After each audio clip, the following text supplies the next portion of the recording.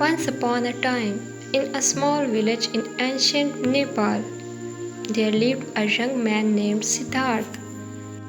Siddharth was a curious and ambitious boy who always had a thirst for knowledge. One day he heard about a wise old Buddhist monk who lived on the outskirts of the village and was renowned for his profound teachings on the power of silence. Siddharth was intrigued and decided to seek out the monk to learn more. After a long and arduous journey, Siddharth finally reached the monastery where the monk resided. He was greeted by the serene and peaceful surroundings of the monastery, and he felt an immediate sense of calmness wash over him. He was welcomed by the monk, who invited him to sit down and share a cup of over tea. Siddharth asked the monk to explain the power of silence to him. The monk smiled and said, "Silence is the key to unlocking mysteries of the universe. It is in the quiet moments that we can truly connect with ourselves and with the world around us." Siddharth was puzzled. "But how can silence have power?" he asked. "Is not power all about being heard and making your voice heard?"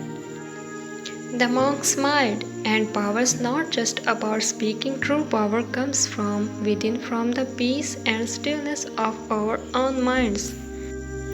When we are at peace with ourselves, we can achieve anything we set our minds to." The monk then shared a story with Siddharth. He said, "Long ago, there was a great king who ruled over a vast empire.